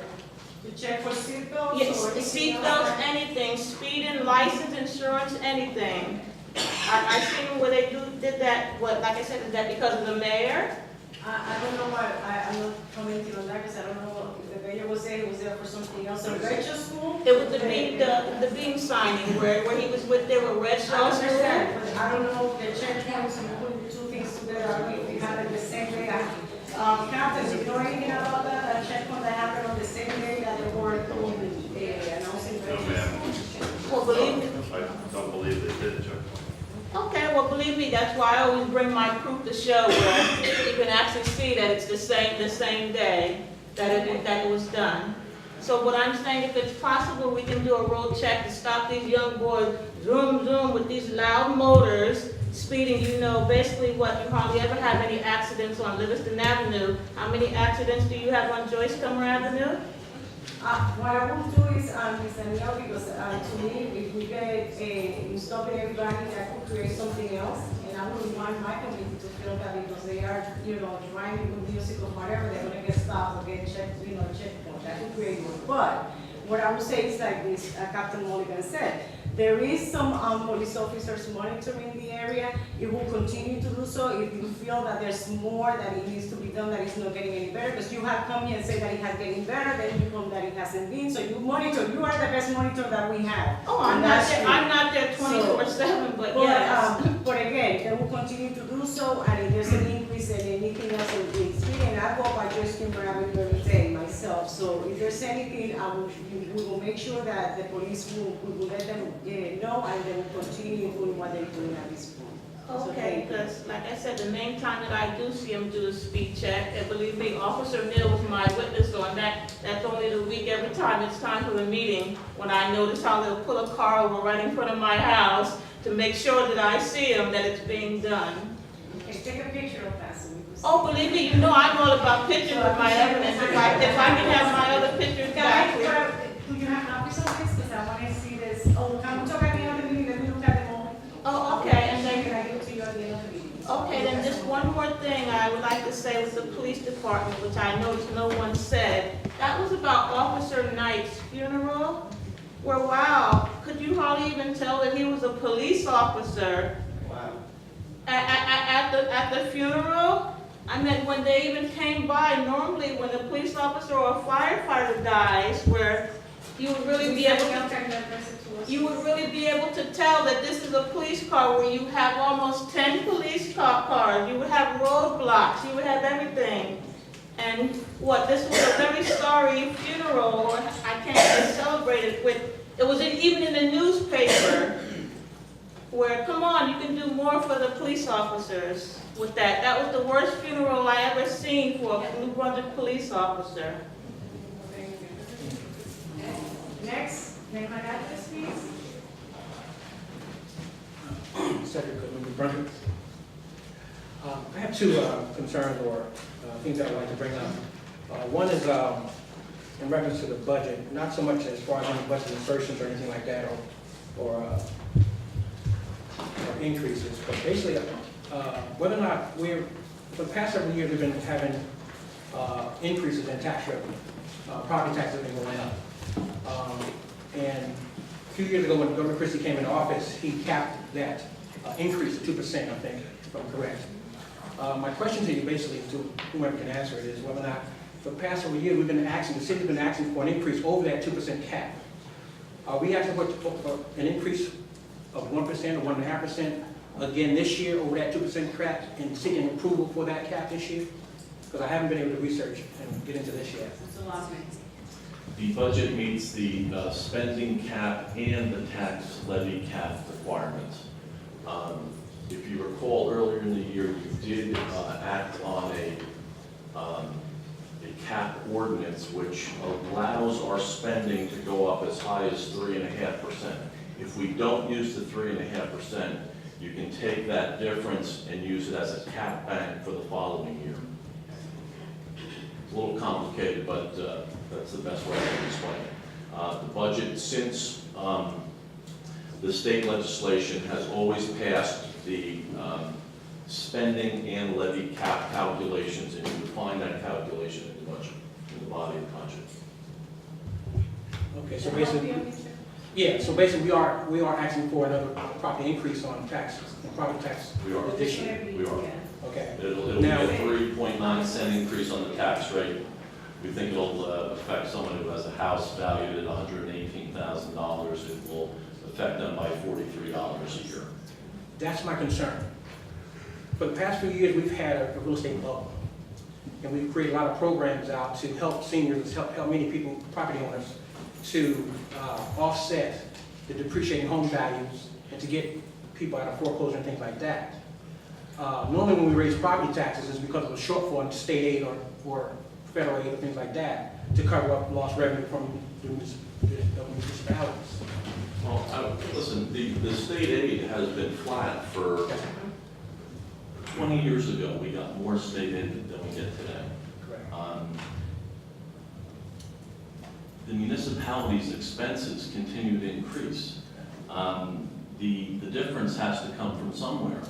We understand the sensitivity of the tax rate. A 3.9 cent increase, while certainly not zero, I get that, is a very soft increase. Many people may be offended by that comment. I don't mean it to be offensive, but it's a soft increase. You hear tonight all the programs people want of us. How do you fund it all when the state's giving you less and less every year? Our tax rate, our ratables are dropping, and they're dropping because of tax appeals. Regrettably, at the end of the day, you need to develop new streams of revenue, which we have done. The redevelopment process, really, if you looked at the revenue that came in this year from payments in lieu of, went a long way towards keeping the tax rate down. The gateway, the wellness, some of those projects kicked in at full contribution this year, and they were very meaningful in keeping the rate down. You see other towns like Linden laying off cops and firemen. We're replacing people who retire. We're hiring new people. I don't think it's as bleak as people are suggesting. I think we're trying to do the best to balance the increase in taxes at the same time trying to produce or offer the programs and services that everyone wants. Is it possible that we could consider as a proposal, when it comes down to our investors, we still have the cap at 18% as far as tax service, correct? The cap that an investor can bid for a tax cert on a lien on the property. It's still about 18%. I think they start at 18 and can go up, negotiate correct. down. Do we have the power in this body to repeal or amend that particular law so that those investors, because remember, 75% of the people that own properties in New Brunswick are investors. That's according to our own data here in the city of New Brunswick. So we have a 75% rate of investors who own property out in the city. They're making money. They're profiting. While the rest of us who are long-timers or residents, long-time residents, feel the crunch every day. We know that. But we're still, in my view, we're still allowing profiteers to profit off the people who are stuck here financially, economically, socially, politically. While investors can come out from out of town, our infrastructures are affected as far as traveling to and fro the works and things like that here. So we're constantly putting money into our road and our infrastructure, but yet the people have to deal with that on a daily basis. So as a proposal or consideration, I would like to see whether or not, if it's possible, that we can somehow create an additional tax revenue, not on the people that live here, but on those people who come in and out of our city, who use our services, who drain our resources, and they go to East Brunswick, they go to Menlo Park, they go to Princeton, and so forth and so forth, to help us in our community, and our seniors, and those people who are here on a daily basis who, absorb a lot of the wear and tear, so to speak, on the city.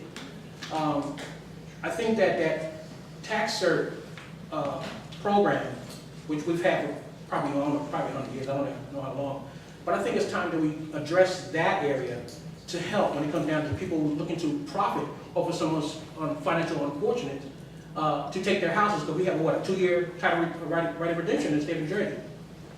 You have 2 years to pay your property taxes, and interest constantly accrues daily.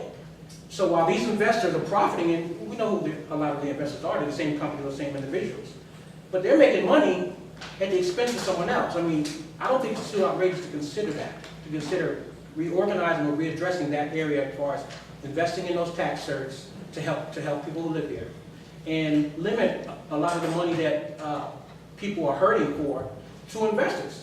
I mean, I wouldn't care, if I don't live in the city of New Brunswick, why would I care what goes on in the city of New Brunswick?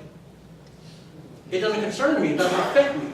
You come to my neighborhood, you drive up and down Brunswick Avenue, you drive up and down Route 18, you're going to and fro, but you come into the city, you make your money, you go home. But we still have to patronize the community, our economics are in the community. We shop in the community, we deal with the crime, we deal with the absentees and things like that concerning people in and out of our communities. But at the same token, it seems like we're getting more of a heavy burden of the social aspect of things. When people were making a lot of money out of Johnson & Johnson, they make a lot of money out of UMJ, Robert Wood, we have a lot of jobs. The city offers a lot of jobs because of the businesses here. I agree. But I don't see no one addressing those areas of investors making money, whether they're from real estate, private development, but the urban community still needs a lot of work. And some of the crime and things like that people touched on, I won't get into that, but that's a daily thing for us. For the first time in my life in this city, I don't feel safe anymore, for the first time. But because of my background is good enough, I own a gun now. So I'm just letting you guys know it's getting serious out here. Whether it's an S113 gang, S13 gang, or whomever. I don't care who it is. But it's getting very, the tension is very, very thick. And stress, financial stress, poverty, you know that brings a lot of stress. So I just want to express some of those concerns. And hopefully someone can address it or visit that area. Whether or not we have the power to write a new ordinance or take it to whatever proper venue or platform to see if we can address some of those investors who are making a lot of money off of the city, but yet don't live in the city. Thank you, Mr. Burnett.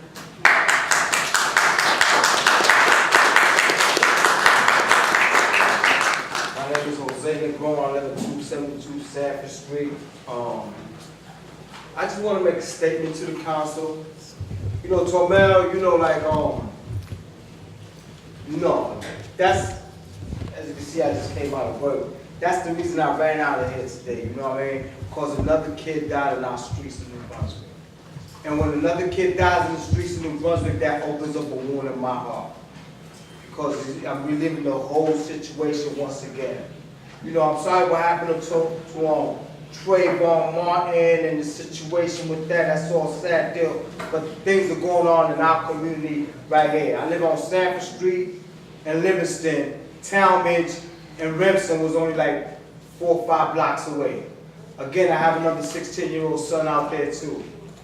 Like the brother just said, it's getting thick out here, it's getting hot. I mean, I don't expect the police officers to be in every crime, but you know what?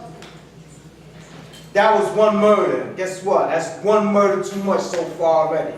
People die, people paying for this, for the violence out there with their life. Forgive me for saying this, but you guys gotta look in your face like, that's your problem. You don't know how much it affects you until it happens to you at home or something like that. And then when it happens to you at home, that's when you really want to take notice and do something about it. Yes. Like I said, it's just like Josh all over again. You know what I mean? And you need to take it real serious. Because, and I don't know what's your family background, but at any given time, one of you family members could be out here, and one of these 6 people out here then when it touches you, then you want to be serious about it. Kids are dying out there. Like I said, it's probably just one. Don't expect you to be there, but it's one too many. That kid was 19 years old. Eduardo Nunez. I don't know him like that. But he was 19 years old, and I can relate what his mother and his father is going through right now. Because my son, as you guys know, was a victim of violence. You know what I mean? And I don't know. But I don't even see police officers out there. You got a crosswalk on there on Joyce Kilmer Avenue, and the next one, Donovan. They got a stop sign there that says stop for pedestrians. And people can stand in that corner and cars zoom up and down. There's no police there. Like, where are you? Where's the black and whites are for real?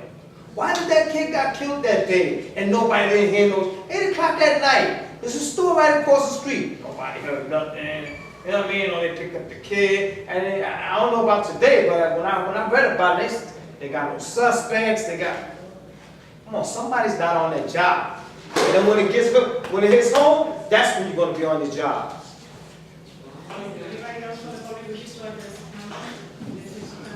Good evening, Charles Prattville, Fifth Ward, New Brunswick. I want to start on a positive note. It was nice to see the council members, or a couple council members, at the Declaration of Independence reading in New Brunswick. That's a really cool thing. And our business administrator and our city attorney and I think our fire director all read parts of the Declaration. That was really cool. I also wanted to welcome, I guess, 9 new firefighters to the department. That's a great thing.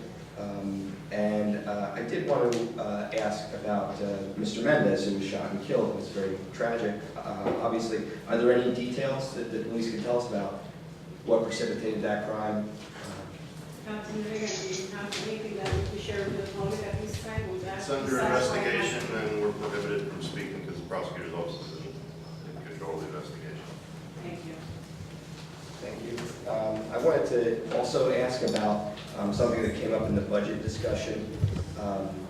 The ratables are dropping, right? And so part of the reason for that could be the tax abatements and it results in the pilot payments that Mr. Laughlin credited. I wanted to ask about one specifically and how that will affect the budget over the coming years. I noticed, and I asked about this in the last meeting, Mr. Patterson wasn't here, the Matrix project, they've stopped building it. They've built the parking deck portion, but the apartments, they don't have the financing for, I've learned. So I wanted to know, what does that mean for the pilot payment that the city will be receiving? Because my understanding was that that payment was to be phased in as the units were rented.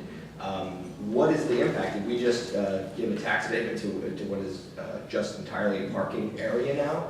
Or is the city going to be getting revenue from this property? Well, at that time, yeah, the last meeting, we were asking about Mr. Patterson was here in terms of whether they got the money from the New Jersey Finance and agency and so forth. And at that time, we didn't have an answer on how would that affect businesses.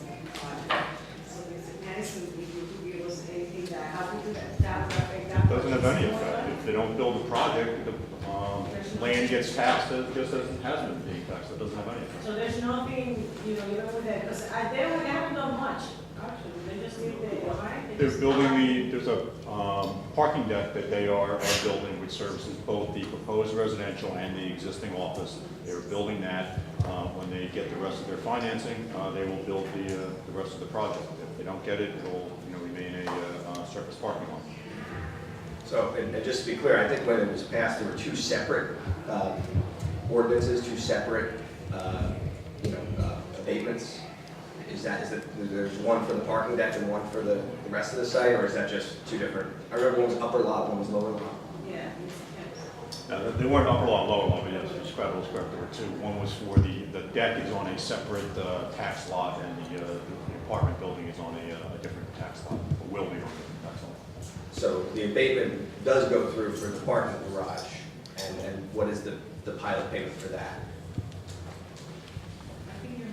I don't have it off the top of my head. I think we did talk about it at the hearing, but that's based on the parking revenue that's generated by the deck that the person's using. It's not a public deck for the people who are leasing it from the office buildings and from the apartment buildings that will be paying for that. So at this time, we don't have that information. Okay, I'm sure we can clarify in the future. The next thing I wanted to ask about was something else I asked about last week, but I couldn't get an answer. It was if the city has a position on this legislation that would, it's called like a hospital tax or a hospital fee that would go to the municipalities that host hospitals. To be honest with you, I have not looked into it, and so I have no comment. Okay. And I'm sorry, one other thing on the budget. I want to know if someone could clarify the police policy on how they use the mobile precinct unit, and whether it's okay to leave it unattended, whether it's acceptable to leave it unattended. We have talked before about the policies that they could place them wherever they feel that it's a good area to place it within the community to show exposure and to know that the community that they're there. The policies, whether they leave it on or not, I have no knowledge of that, Captain Brennan, if you know. We talked about this in our last guest appearance. It's up to the discretion of the watch commander where they feel the need is. It shouldn't be left running and unattended.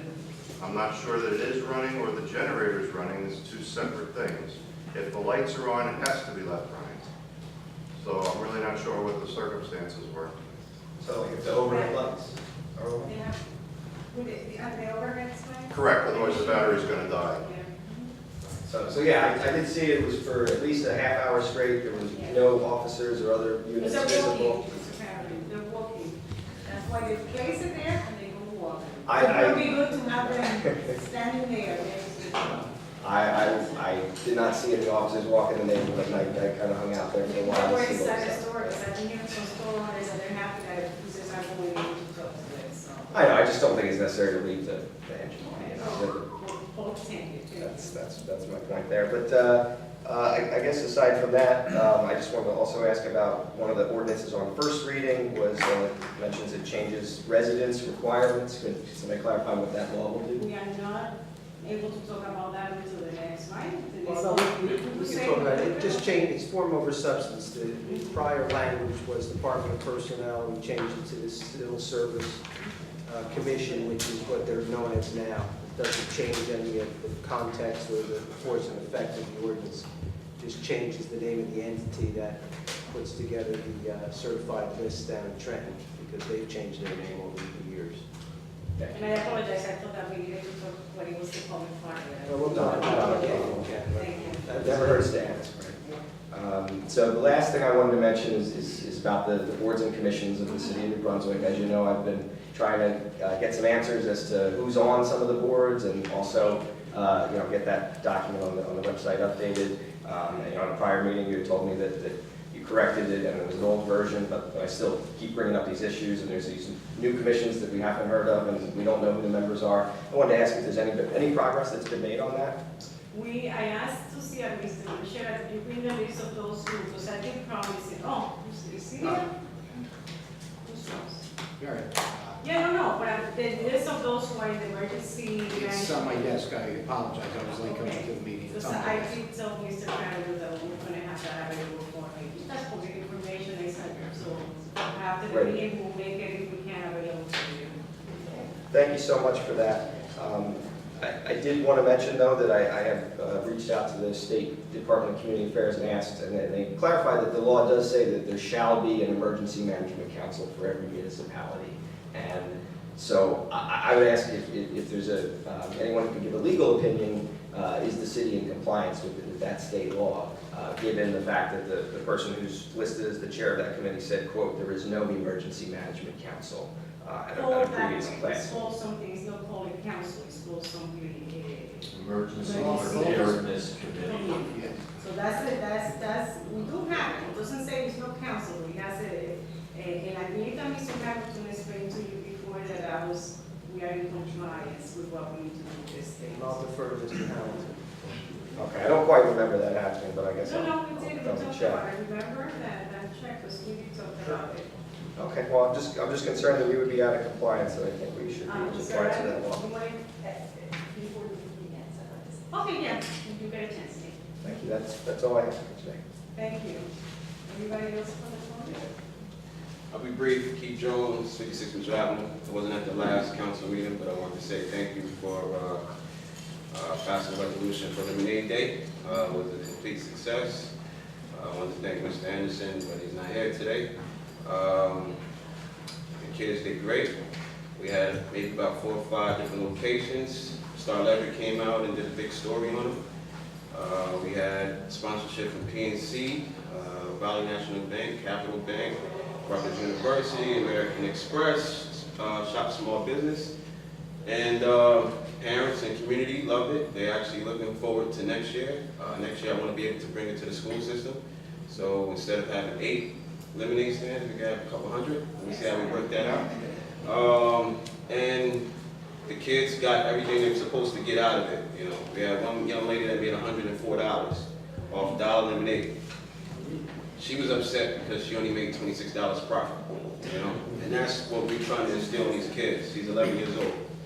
So the goal that we tried to meet, we definitely met and exceeded it. So again, I want to thank you for that.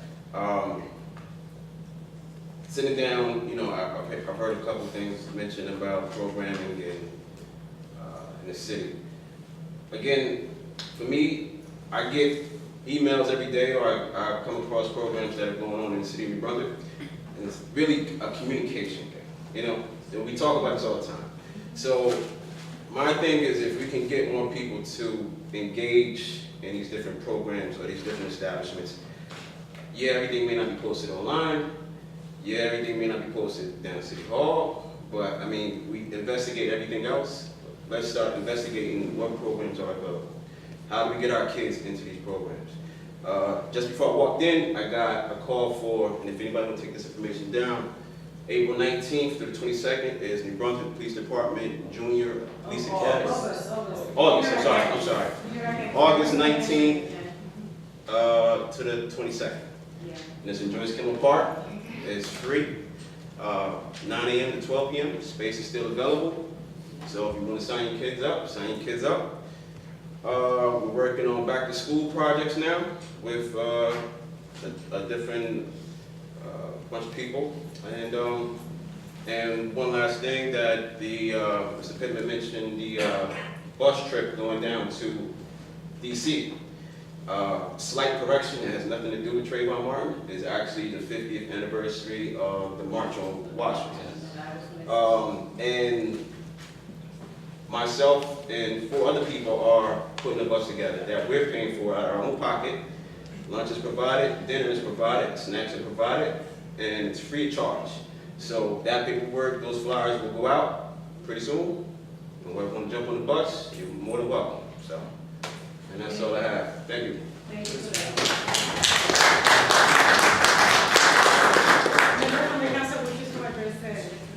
Thank you. Well, fortunately for me, Keith said most of everything the points that I wanted to make about all the positive things that are going on in Brunswick. And I also wanted to clarify for anybody who was misinformed about where members of City Council live. I live on Well Place, which is probably only several houses away from the tragic shooting that happened on Thomas Street. And I'm enormously concerned, and I'm confident that the police and the prosecutor's office are working diligently on this case. And I also want to state quite clearly that I live in New Brunswick because I choose to. I think it's a fabulous community, and it competes with any other town in this county in terms of the wonderful people, programs, and communities, several of whom we've heard from tonight. And I just wanted to say that very proudly. Thank you. Anybody else from the council? Motion to adjourn? Yes. Second. Roll call. Council Vice President Egan. Yes. Councilmember Fleming. Yes. Councilmember Garland.